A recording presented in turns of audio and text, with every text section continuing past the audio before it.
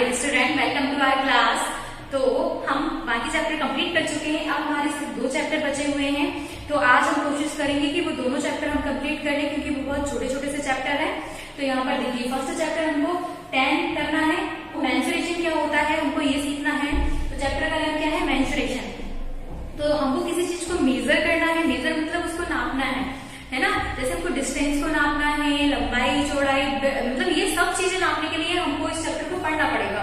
Okay, अगर आपको एक क्लासरूम दी दी और पूछा कि वो क्लासरूम कितने एरिया में है, तो ये सब निकालने के लिए ये सब आपको इस चैप्टर में बताया जाएगा। तो देखिए यहाँ पर आपको क्या दिया हुआ है? पेरीमीटर फर्स्ट टॉपिक है आपका। पेरीमीटर हम किसको बोलते हैं? पहले तो मैं आपको जनरली समझा देती हूँ, देन हम डेफिनेशन पर जाएंगे। जैसे कि हमारे पास कोई शेप है, यहाँ पर मैंने एक स्क्वायर बना दिया है। ओके, अब हम इस पॉइंट से चलना स्टार्ट करेंगे, यहाँ से, और वापस हमको उसी पॉइंट पर आना है। हम वापस ये उस पॉइंट पर आ गए हैं। तो जिस पॉइंट से हम चलना स्टार्ट हुए और वापस लौटकर जिस उसी पॉइंट पर आने में जितनी डिस्टेंस हमने कवर की, वो क्या हुई? वो उसका पेरीमीटर हो गया। अब हम पढ़ते हैं इसका definition. Perimeter is the distance covered along the boundary forming a closed figure when you go round the figure once. इसमें क्या बोला है? पेरीमीटर में अगर आप एक पॉइंट से चलना स्टार्ट करते हैं यहाँ से और इसकी पूरी डिस्टेंस को कवर करते हैं, इसकी बाउंड्री वापस उसी पॉइंट पर आ जाते हैं, तो वो क्या है? उसका पेरीमीटर होता है। तो यहाँ पर आपको इस चीज को ध्यान रखना है। हमको डेफिनेशन में क्लियरली बोला गया है कि राउंड दी फिगर वंस, मतलब सिर्फ हमको उस जो शेप दिया है उसका राउंड 1 टाइम हम करते हैं, तो उसका क्या कहलाता है? पेरीमीटर। इसका मतलब ये नहीं कि हम यहाँ चलना स्टार्ट हुए, 1 राउंड कंप्लीट किया, अगेन कंप्लीट किया, फिर अगेन कंप्लीट किया, वो उसका पेरीमीटर नहीं। सिर्फ हमको 1 टाइम उस राउंड को कंप्लीट करना है, जो भी हमको शेप दिया हुआ है। एक पॉइंट लेंगे हम, वहां से उस पॉइंट से चलना स्टार्ट करेंगे और वापस उसी पॉइंट पर आएंगे, तो हमारा 1 राउंड कंप्लीट हो गया। उस राउंड में जितनी डिस्टेंस को हमने कवर किया, वो पूरी क्या होगी? उसकी पेरीमीटर होगी। ओके, इसके कुछ फॉर्मूलाज होते हैं, क्योंकि जैसे स्क्वायर है, रेक्टेंगल है, ट्रायंगल है, इन सबका पेरीमीटर निकालने के लिए हमको फॉर्मूलाज दिए जाते हैं कि अगर हमको क्वेश्चन में पूछा गया है कि रेक्टेंगल का निकालिए या फिर स्क्वायर का पेरीमीटर निकालिए, तो वो उससे हमें इजी पड़ता है। तो एक बार उनको समझते हैं। तो यहाँ पर 3 टूल्स हैं। First, perimeter of square. तो ये हम बहुत अच्छे से जानते हैं, स्क्वायर के ऑल साइड्स इक्वल होते हैं। तो उसका फॉर्मूला क्या होगा? अगर आपको क्वेश्चन में पेरीमीटर स्क्वायर का निकालने के लिए दिया होगा, तो उसका फॉर्मूला होगा 4 इंटू साइड। 4 इंटू साइड क्यों? इसका लॉजिक है क्योंकि हमको मालूम है स्क्वायर में 4 साइड्स होती हैं और 4 साइड्स, ऑल साइड्स क्या होती है? इक्वल होती है स्क्वायर में। तो हम 4 इंटू साइड भी इसका पेरीमीटर करके निकाल सकते हैं, क्योंकि 4 साइड भी और हर एक साइड इक्वल होती है। देन सेकेंड हमको दिया हुआ है पेरीमीटर ऑफ रेक्टेंगल। रेक्टेंगल में क्या होता है? लेंथ और ब्रेड्थ हमको दी हुई होती है। तो देखिए, हमको 2 लेंथ दी हुई होती है। कैसे? क्योंकि हम जानते हैं रेक्टेंगल में अपोजिट साइड क्या होती है? इक्वल होती है। तो यहाँ पर ये क्या है? ये इसकी लेंथ है, ये ब्रेड्थ है। तो यहाँ पर हम करेंगे 2 इंटू लेंथ प्लस ब्रेड्थ। ये आपको याद रखना है ये फॉर्मूलाज को, क्योंकि आपके क्वेश्चन में अगर पूछा जाएगा तो आप इससे इजीली निकाल सकते हैं। वरना आपको प्लस करते, आप उन सबको प्लस करेंगे साइड्स को, उसमें टाइम लगता है। और दूसरी बात कि अगर आपको वैल्यू बहुत ज्यादा दी हुई है तो उसको प्लस करेंगे, तो आपको इसलिए फॉर्मूलाज मालूम होना चाहिए। Then perimeter of equilateral triangle. अब यहाँ पर एक आपने शब्द, आपको वर्ड सुनाई दिया हुआ इक्विलेटर, मतलब कि यहाँ पर मैं ट्रायंगल अकेले की बात नहीं कर रही हूँ। ट्रायंगल कितने टाइप्स के होते हैं?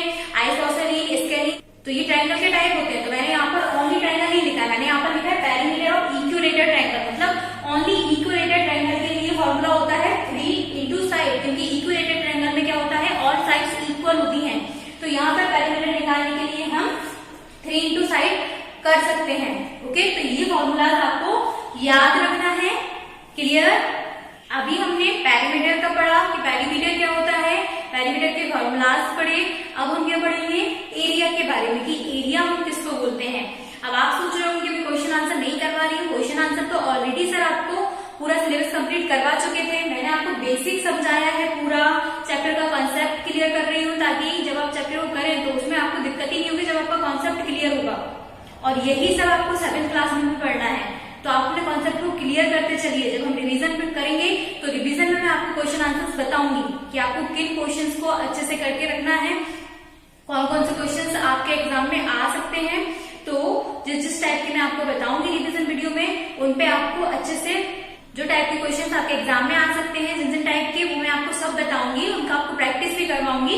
बट अभी मैं आपको सिर्फ कॉन्सेप्ट क्लियर कर रही हूँ चैप्टर्स का, क्योंकि सर आपको ऑलरेडी करवा कर गए हैं। तो जब मैं कॉन्सेप्ट क्लियर कर देती हूँ, उसके बाद आप उस चैप्टर का रिविजन करा करिए, उसके क्वेश्चन को करिए। नहीं आते हैं तो मेरे से पूछिए। ओके, तो यहाँ पर हमको दिया हुआ है एरिया। तो अभी तो हमने क्या किया, पेरीमीटर के लिए हम बाउंड्री का लेंथ जो था वो हमारा पेरीमीटर हो रहा था, बट अब हमको एरिया दिया हुआ है। एरिया क्या होता है, अगर मुझे ये शेप दिया हुआ है और बताया, हमको पूछा गया है कि कितने एरिया में है, मतलब हमें फाइंड आउट क्या करना है। सबसे पहले तो ये मालूम होना चाहिए। तो हमको अभी इसके अंदर का जितना भी इसने स्पेस कवर कर रखा है वो क्या होगा, उसका वो एरिया होगा। लाइक अगर मैं आपको बताऊं, जैसे कि ये मेरे पास एक डायरी है, तो ये क्या है इसका, ये जो इसकी बाउंड्री है, अगर मैं यहाँ से गई और यहाँ से लेके यहाँ तक की इसकी पूरी लेंथ को मैंने मेजर किया, तो वो क्या हुई, उसकी पेरीमीटर हुई। बट अगर इसी डायरी को मैं एक टेबल पर रख दूं, तो मैंने टेबल पर इसे रखा और इस डायरी ने जितनी भी जगह ली, जितना स्पेस इस डायरी ने कवर किया, वो क्या होगा, इसका एरिया होगा। आई होप मैं आपको समझा पाई हूँ, आपको समझ में आ गया हो। तो यहाँ पर क्या होगा, कोई भी शेप दिया है तो उस शेप ने जितनी जगह डिस्टेंस कवर कर रखी है वो क्या हो गया, उसकी एरिया होगा। यहाँ पर दिया हुआ है हमको the amount of surface enclosed bye a closed figure is called its area. Okay, इसके भी कुछ फॉर्मूलाज होते हैं जो आपको याद रखना है। ओके, तो उनको देखते हैं हम। तो यहाँ पर एरिया के लिए फर्स्ट फॉर्मूला है एरिया ऑफ स्क्वायर। स्क्वायर का जब हम एरिया निकालते हैं तो हम साइड इंटू साइड का फॉर्मूला लगाते हैं। हम साइड इंटू साइड कर देते हैं इसका एरिया निकालने के लिए, स्क्वायर का एरिया निकालने के लिए। Then area of rectangle, rectangle का एरिया निकालने के लिए हम लेंथ इंटू ब्रेथ करते हैं। अब यहाँ पर एक चीज आपको याद रखनी है कि जब भी आप पेरीमीटर निकालेंगे तो पेरीमीटर का जो यूनिट होता है, मान लीजिए कि आपको एक स्क्वायर दिया हुआ है, इसमें 5 मीटर, ये सारी क्या है 5 मीटर इसकी साइड्स है। अब आपको इसका पेरीमीटर निकालना है, तो सिंपली हम क्या करेंगे, 5 को 4 टाइम हम क्या कर देंगे, प्लस कर देंगे। तो हमने कर दिया 5 मीटर प्लस 5 मीटर, ये हम पेरीमीटर निकाल रहे हैं। ठीक है, हमने इनको प्लस किया, कितना आ गया 20। तो यहाँ पर ओनली 20 मीटर ही आएगा। ओके, ऐसा नहीं कि 4 टाइम मीटर है तो हम उसका पावर 4 कर देंगे, नहीं, क्योंकि यहाँ पर तो हम सिर्फ प्लस कर रहे हैं, तो नंबर हमारे प्लस होगा, यूनिट हमारा वही रहेगा। बट अगर इसी का आपको एरिया निकालने को दिया होता तो क्या होता, साइड इंटू साइड, मतलब आपको साइड साइड का इंटू करना है। तो 5 मीटर इंटू 5 मीटर कितना हो गया, ये 5 25 और मीटर स्क्वायर, तो कितना हो गया 25 मीटर स्क्वायर। आपको समझ में आया, एरिया होगा तो उसका यूनिट हमेशा स्क्वायर में आएगा और पेरीमीटर होगा तो उसका यूनिट स्क्वायर में नहीं आएगा। सिंपल। इस चैप्टर में हमको सिर्फ इतना ही समझना था। अब हम 12 चैप्टर को देखते हैं। ओके, अब आप देखिए 12 चैप्टर का नेम क्या है, ratio and proportions.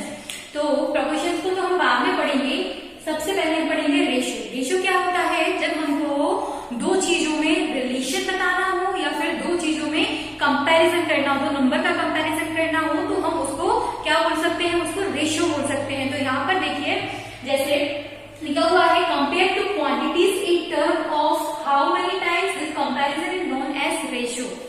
It means कि अगर हमें दो क्वांटिटीज दी है, उनका कंपैरिजन करते हैं कि पहली क्वांटिटी दूसरी क्वांटिटी से कितने टाइम ज्यादा है या कितना कम है, ये कंपैरिजन क्या कहलाता है, रेशियो कहलाता है। तो यहाँ पर देखिए, रेशियो को हम ऐसे 2 डॉट्स से डिनोट करते हैं। अब यहाँ पर आप एक एग्जाम्पल से समझिए कि एक क्लास है, एक क्लास में 20 गर्ल्स हैं और बॉयज 40 हैं। अब आपको बोला गया है find the ratio of girls to the ratio of boys, मतलब आपको गर्ल्स का रेशियो फाइंड करना है to the ratio of boys. तो गर्ल्स का रेशियो कितना है 20 और बॉयज का रेशियो कितना है 40। तो इसको हम कैसे लिख सकते हैं, 20/40। यहाँ पर हमने कट किया 0 से 0, 1 और 2 1 जा 2, 2 2 जा 4। तो हमारा क्या आ गया 1/2। इतनी हमारा रेशियो कितना निकल आया 1:2। ओके, तो ये हमने रेशियो फाइंड आउट कर लिया। अभी तो हमको क्या पूछा था कि find the ratio of girls to number of boys, मतलब हमको गर्ल्स का रेशियो फाइंड करना था to the number of boys. अब अगर आपको पूछा गया find the ratio of girls to the total students, मतलब आपको यहाँ पर आप गर्ल्स का रेशियो फाइंड करना है किसके साथ, टोटल स्टूडेंट्स के साथ। तो हम कैसे करेंगे, सबसे पहले तो हम टोटल निकालेंगे। टोटल स्टूडेंट कितने होंगे,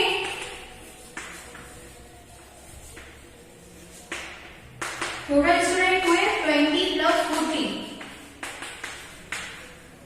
टोटल स्टूडेंट हमारे 60 हुए। अब हम क्या करेंगे, रेशियो फाइंड आउट करेंगे, गर्ल्स का ratio to the total student. तो गर्ल्स का रेशियो कितना, गर्ल्स का नंबर को कितना दिया हुआ है 20, हम लिखेंगे 20 अपॉन टोटल स्टूडेंट कितने 60, क्योंकि हमको यहाँ पर गर्ल्स का रेशियो निकालने के दिया है, बट क्या दिया हुआ है, find the ratio of girls to the number of total student.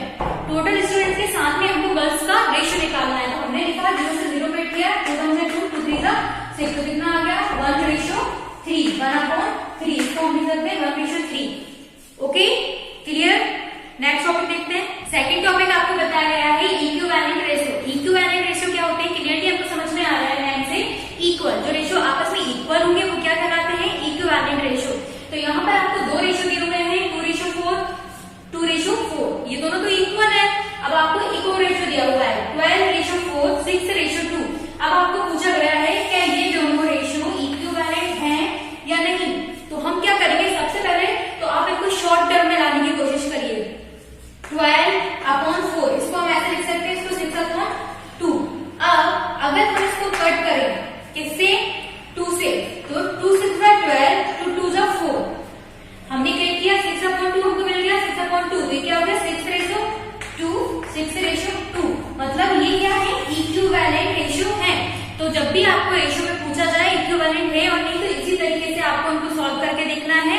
अगर वो इक्विवेलेंट होते हैं, दोनों रेशियो सेम आते हैं, तो क्या होंगे, इक्विवेलेंट। ओके, अब आप यहाँ पर देखिए, आपको इस टाइप के क्वेश्चन पूछे जाते हैं, आपको यहाँ पर रेशियो दिए हुए हैं और आपको यहाँ पर इस नंबर को फाइंड करना है। हम कैसे करेंगे, आपको जो 15/18 इक्वल टू ब्लैंक अपॉन 6। तो सबसे पहले तो हमको ये देखना है कि अपॉन में ये 6 जो है ये कैसे आया। ये 6 कब आया, जब 18 को किसी डिजिट से डिवाइड किया। तो ऐसा कौन सा टेबल है जिसमें 6 टाइम में 18 आते हैं, तो कौन सा टेबल है वो, 3 6 18, मतलब इस रेशियो को 3 से डिवाइड किया गया है। तो 3 से हमको डिवाइड करके 6 तो दिया है, बट यहाँ पर 15 हमको नहीं दिया हुआ है डिवाइड करके यहाँ पर। तो हम क्या करेंगे, 3 से ही 15 को डिवाइड करेंगे, 3 5 15, तो हम यहाँ पर 5 फिल कर देंगे। ओके, अब आपको मुझे याद रखना है कि अगर मान लीजिए ऊपर 5 दिया होता, नीचे नहीं दिया होता, तो भी हम वही करते, क्योंकि अगर हमने डिनोमिनेटर को जिस डिजिट से डिवाइड किया है, न्यूमरेटर भी उसी डिजिट से डिवाइड होता है। ओके, ऐसा नहीं हो सकता कि हमने न्यूमरेटर को अलग डिजिट से डिवाइड कर दिया, डिनोमिनेटर को अलग डिजिट से डिवाइड कर दिया, दोनों सेम डिजिट से होते हैं। तो आपको सिर्फ इतना ध्यान रखना है कि हमें जो डिजिट दी है वो उस नंबर को कितने टाइम डिवाइड करने में आ रही है, किस नंबर से डिवाइड करने में आ रही है, उसी नंबर से दूसरे को भी डिवाइड करके फिल कर देंगे। क्लियर। तो रेशियो के बारे में तो हमने पढ़ लिया जितना आपकी बुक में दिया था। अब हम पढ़ेंगे प्रपोर्शन के बारे में। तो प्रपोर्शन क्या होता है, देखिए प्रपोर्शन का सैंपल होता है, जैसे आप रेशियो का एक सैंपल बनाते हैं, वैसे ही इसमें कितने 2 सैंपल्स होते हैं, मतलब कुल मिला के इसमें 4 डॉट्स होते हैं। ये प्रपोर्शन का सैंपल होता है और इसको हम कहाँ यूज करते हैं, इसको हम दो रेशियो के बीच में यूज करते हैं। जैसे कि अगर हम कोई रेशियो लिखते हैं तो उसमें सिर्फ हम एक सैंपल को यूज करते हैं, 2 डॉट्स लगाते हैं, तो ये रेशियो का सैंपल हो जाता है। बट जब प्रपोर्शन हमको उन दोनों रेशियो में हमको बताना हो कि ये प्रोपोर्शंस में है या नहीं, तो हम वहां पर इन सैंपल का प्रोपोर्शंस के सैंपल का यूज करते हैं दोनों रेशियो के बीच में। अब ये प्रोपोर्शन क्या होता है, जब दो रेशियो इक्वल होंगे, जैसे हमने अभी इक्विवेलेंट रेशियो लिखे थे, तो वैसे ही सेम ये है। अगर दोनों रेशियो इक्वल होंगे तो हम बोल सकते हैं कि दोनों रेशियो किसमें है, प्रपोर्शन में है, तब हम इस सैंपल का यूज करेंगे। जैसे हमको ये 16/24 दिया है और ये 20/30 दिया हुआ है।